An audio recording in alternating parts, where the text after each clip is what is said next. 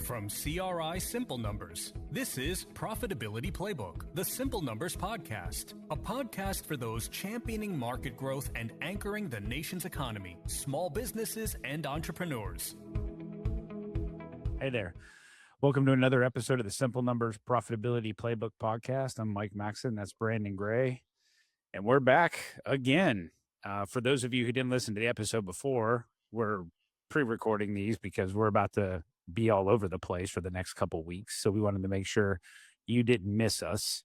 And now that I'm back and making this thing a lot better, I left Brandon to his own vices. He's bringing other people on, pretty much cheating on me with other people. They will be the highest rated podcast we have.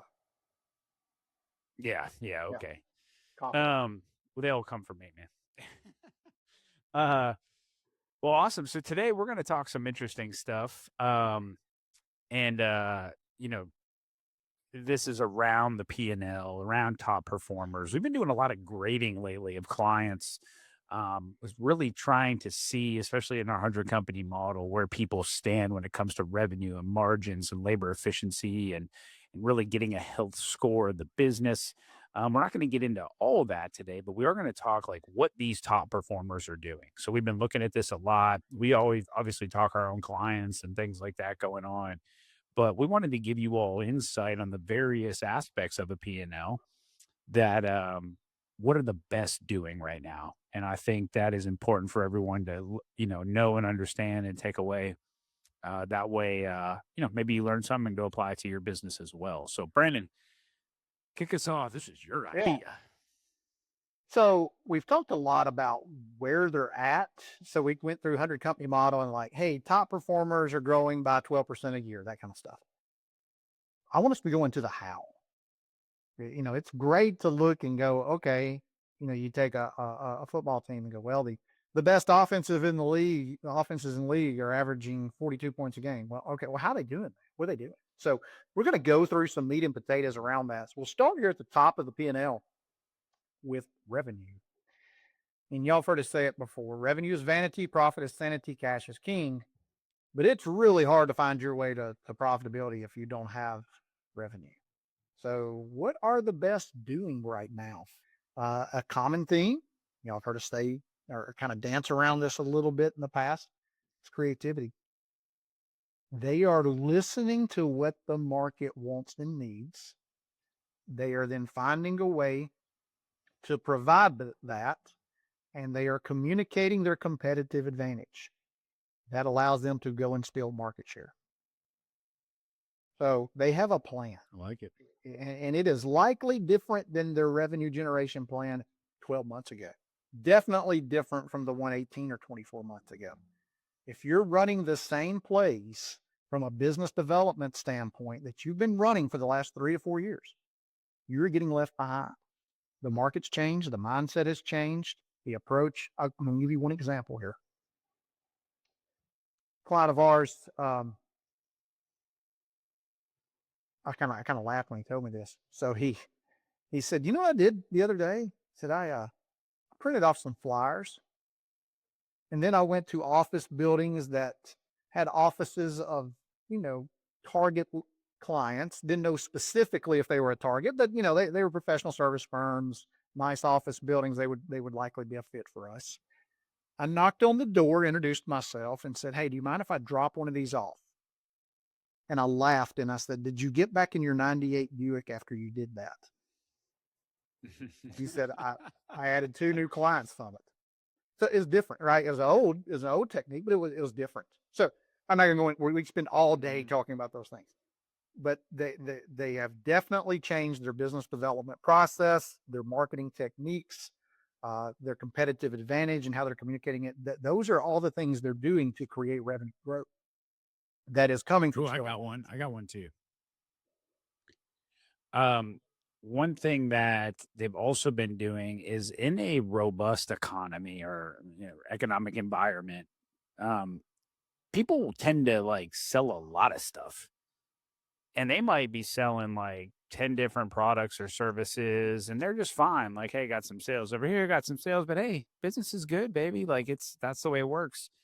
But what you see when it tightens up all of a sudden, like, hey, do we really need to just sell 1,000 units of this when, we're selling 200 over here? Maybe we should just sell 200,000 units and maybe up our effort into that one and sell 300,000 since the market likes that more. You see them really look to consolidate, be more efficient in their sales, versus really spread themselves thin. So go back to their core focus of like sales stuff rather than maybe a bunch of different sales initiatives going on regarding products or services. So they get tight and stick with, hey, we know this sells, so let's sell this product or service and double down on that rather than having effort going someplace else because it's just not the juice isn't worth the squeeze.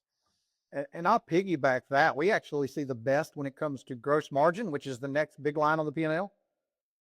They're focusing on the highest margin dollar services and products. There we go. It doesn't matter what revenue is. Doesn't necessarily even matter what margin percentage I'm getting in many cases. There are a few exceptions, but generally speaking, what's driving margin dollars? We need to be really focused on that. We need to first know what it is. Secondly, we need to know how to drive it. And then we need to make it happen. The other thing they're doing is they have an ear to the ground whenever it comes to vendors, their pricing, and your pricing. Mm-hmm. Now, I'm not saying that in every case, as a vendor changes the price, that you can pass that on. Maybe, maybe not, depending on the market. But they know what's upcoming and how they have to adjust to that. So they're very, very nimble. If we get on a call with a new client, brand new session, we say, hey, when's the last time you looked at pricing? It's been a while. Low hanging fruit, most likely. Now, like I said earlier, we got to look at the marketplace, but you definitely got to keep your ear to the ground on it, and you've got to stay focused on the highest margin items. All right, next absolutely. And I think that Brandon's on his delay again. I got a delay. Oh my gosh, drives me crazy. Yeah, but here's another thing too with the margin. And Brandon said the ear to the ground. You constantly got to be evaluating margin.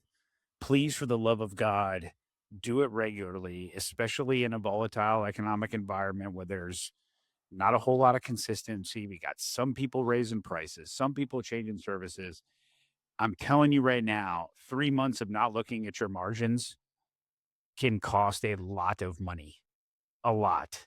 And so you need to come up with a process and procedure around analyzing your margins and not just like, this needs to go down to by service, by product, by person, by company or client that you have. Those have to be evaluated consistently. I highly recommend it. I have seen companies before where I talk to quarterly. You tell them a couple quarters and you're like, hey, you got a little bit of slight margin decline. And then it's like, what's that phrase, Brandon? It's like slowly, then suddenly, something like that. Yeah. Like for a very long time, it fell off the tape. Yeah, like it just, falls off a cliff. And you're like, oh my gosh, last quarter I saw you guys, you were 65% margin. Now you're 56% margin. And you've completely wiped out your profit. And so those companies that are consistently having high margins and doing really well also have a eval process of making sure things aren't slipping through the cracks. I don't know how many times, I'm sure Brandon can tell you, where you get on the horn with one of the clients and next thing you know, oh my gosh, we haven't been passing through that cost. Oh my gosh, they've raised prices on us and we didn't even know. And too late, thousands lost. So what's the next one? Labor, direct labor. So for our new listeners, we break out labor into 2 buckets: direct labor, which are the folks providing your service or product; management labor is everyone else: administrative, management, back office, all those folks. So direct labor, we keep up there right below gross margin in the P&L. What are we seeing with the best whenever it comes to management of direct labor? I'll give you one word: flexibility. The days of we're all going to work 40 hours. We might work more than 40. It's going to be, 5 days a week, regular hours, this, and this, regardless of what's happening. with margin dollars, those days are being challenged right now because you have to make direct labor be a flexible cost that runs in line with your margin dollars. That might mean there's times to where, hey, we're going to work 4 days this week and not 5. There might be times we're going to work 6 days this week and not 5. But we've got to make it flexible because the market is very erratic. And if I set it and forget it, the market will rip your face off. So the number one thing I see with those folks is that they are very flexible whenever it comes to how they're staffing, and they're doing that based upon their gross margin level. Mm-hmm. Yeah, well said. Labor is always the another like suddenly thing as maybe sales or margin has fallen and struggling. People are not adequately staffing to the good or the bad side of what my margins are doing and what services and products I'm selling. So, hey, we kept 10 extra people when I really reduced the one service they were supporting or the product, or they're just not they're not paying attention to the movement of that number based on the overall business thing. It's just like, oh, I have labor. And it's like, well, labor has a purpose. It's a tool to obviously get the work done, but not adequately applying to what's going on in the business. And yeah, does that sometimes maybe mean reductions in staff or maybe replacements or maybe new roles and obviously having to get rid of new ones? Those are all things that are part of business. And the companies that are doing really good in labor efficiency are making sure there is that alignment between their labor, the margins, and the services they're providing. And that's what drives, our main economic output of contribution margin, where it's like, hey, I have made sure I got the right person staffed to the right thing that we're doing and obviously billing them at the right rate. And so being mindful of that at all times, it's not just a performance review, right? I mean, every time I'll hear a company talk about, they're like, oh, we had performance reviews and like everyone got a great job or everyone's just completely fine. And it's like, but we're actually not talking about their role and how it continues to play in the company and if there's still an alignment there, right? Obviously, by what the person wants to do as well. And so keep that in mind when it comes to direct labor. It's not just that. And I have a thing, Brandon, that I always share with my clients when I go through planning sessions. I'm going to pull it up real quick, which is how to improve the labor efficiency with your direct labor. And I always laugh because the first one is just kind of, it's like, you can just reduce it and you look more efficient. You got profitability, but you might not have anyone to do work. But the next thing to help that labor out is your pricing right? Is your margins right? Do you have good processes and procedures? Do you got a change order process? Um, do you actually have like people that are committed to being efficient? Are you training properly? Quicker to billable, right? Someone doesn't start and like for 6 months, they're not any good. I credit my man Brandon there with changing around our consulting stuff that got people trained up quickly. Well, once upon a time, it took us 3 months to update a model to get them going, and now it's you know 30 days. And then the last thing, like Brandon said before, is contracts. Reviewing those contracts and being able to make sure that hey, we got the right deal in this contract for us. So all those things help labor. All right, back to you. Well, while we're on direct labor, let's go ahead and talk management labor. It just flows nicely while we're talking labor. So when it comes to management labor, what are the winners doing?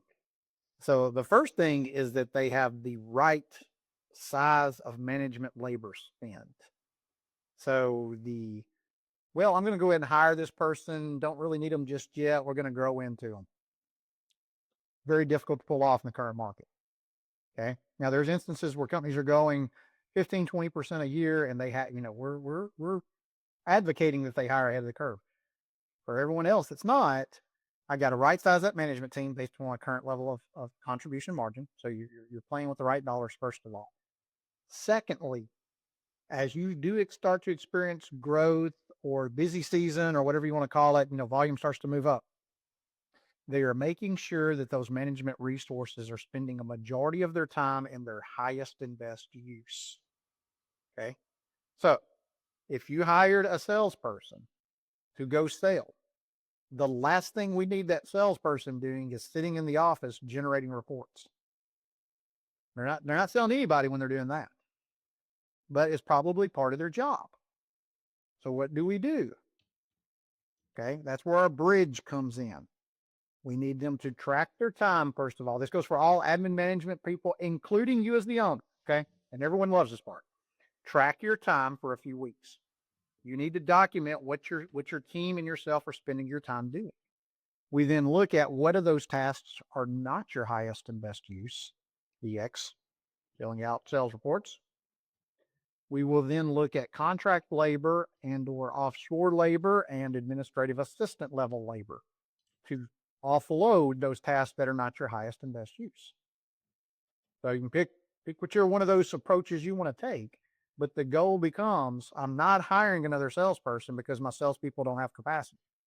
I'm freeing my salespeople up, and I'm just using sales as an example. It could be any admin management position. I'm freeing them up to work in their highest and best use, and I'm going to fill that void with temporary labor, contract labor, offshore labor, or administrative assistant labor that is much less expensive than a replacement salesperson. Yeah, I love that. One thing that management labor, we need to understand why we call it management. Some people call it old overhead, administrative. But back to the simple numbers P&L, and the reason why management is held to contribution margin is because you affect everything above it. And sometimes people think it's like, oh, a management, I like to attend meetings and manage people and stuff. But really, your goal, the moment you're added in as overhead, is to affect any way you can everything above contribution margin, which is why you're held accountable to it. So, like, I just think of, and I'm going to use myself here. When I started, I got hired to manage a firm as a firm administrator a long time ago, right out of the army. Brandon had to rein me in all the time. My mouth was awful. But we I just remember them sitting me in a room and they're basically like, look, you got to drive contribution margin. And so everything above this, feel free to do or act on, or how can you help? Or I had a billion tasks, none of them which I knew how to do. But the idea was, hey, your role here as management is to make sure you drive that number any way you can. Yes, is that dealing with employees? But guess what? You notice a vendor is not doing its job or outpricing us, attack that. Hey, you see a sales opportunity, attack that. And that's what I did. I mean, I was touching every single thing that affected contribution margin. So revenue margins, labor, anything related to that, that got you there. And so making sure in your organization we're defined of what management is and what its role is in the business. It is not a cousin Eddie job, right? Remember, I'm holding out for a management position, Clark.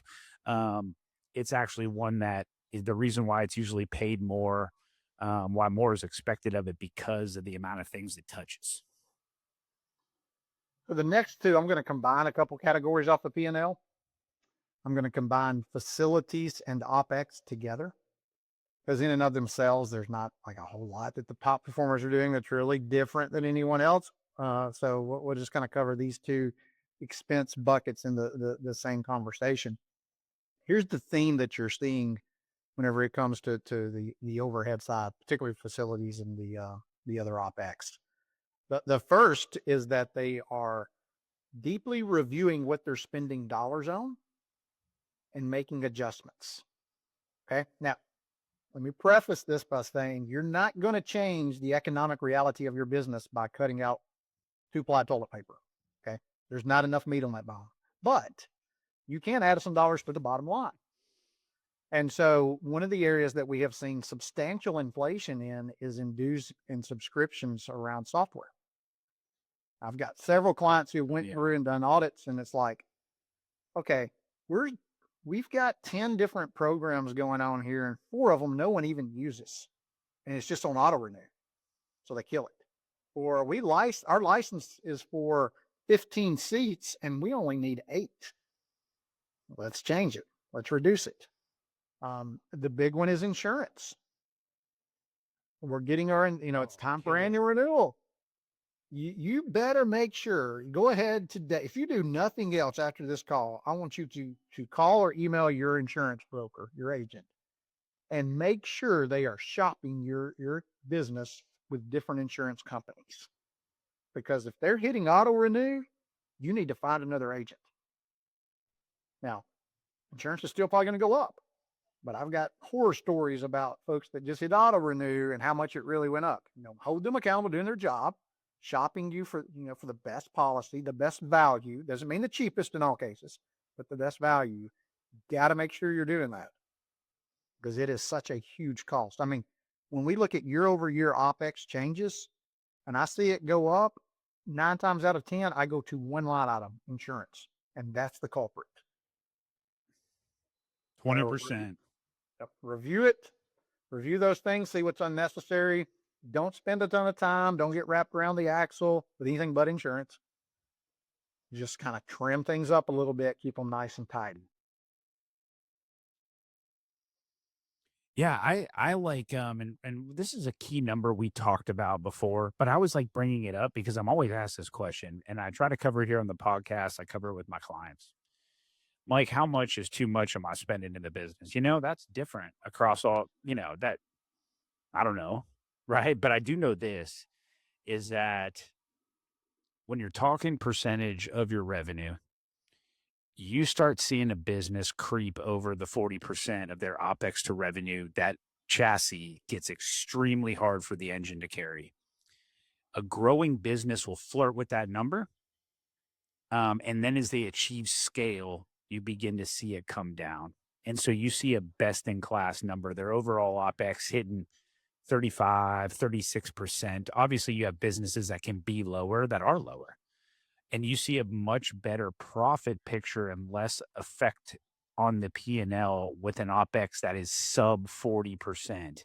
And so that if you get creeping up near that number, you better have a good reason because you're going to need to achieve a level of scale. Because I'll tell you right now, I've done this. I have lots of clients. And every time someone flirts over the 40%, it begins to weigh on that bottom line. The engine just can't produce a lot of times just enough to do it. And then what'll happen is when they settle into their growth, meaning they like, okay, I can chill out and they grow that revenue to support that OpEx structure. You see it fall back around that 35, 36% mark, profit begins to rise. So if you're making an investment of growth, let's say you got the cash, had the profit, hey, you see it use that number as a barometer. It might not be exact, but it's going to be pretty close. And so keep that in mind when you're looking at that overall OpEx spend as a percentage of revenue. And that'll give you a good idea of where you want to be at. You're at 45, 50% of revenue getting eaten up by expenses. It's going to be tough. It just is. All right. We got one more. So to recap, top line revenue, they're being creative. They know and can communicate their competitive advantage. Gross margin dollars, they're focusing on the highest margin dollar products and services. They're also staying very up to speed with price increase adjustments they may need to make. Direct labor, they are keeping flexible, adjusting based on gross margin dollars. As it grows, it goes up. As it declines, it goes down. Management labor, they're right sizing to ensure they achieve profitability. Then in order to flex that bucket, you're getting folks in their highest and best use, replacing the gap with contract offshore administrative labor. Facilities and other OpEx, you're looking at dues and subscriptions. You're reducing based on needs. You're getting your insurance shopped.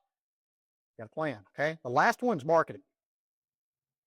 We could talk an entire podcast and probably will today about marketing. What are the best doing right now? Well, I'll tell you this.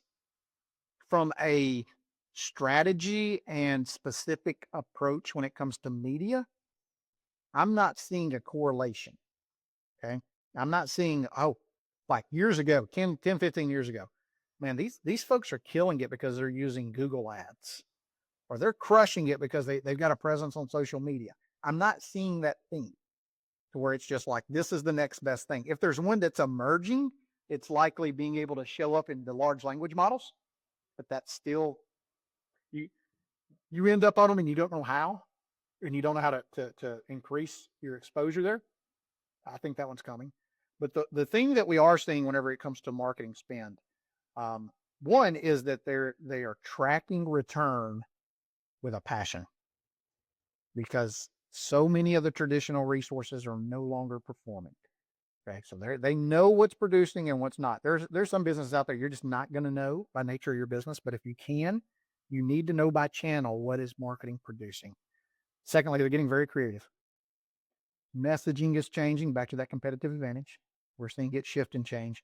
They are cutting out the things that aren't working.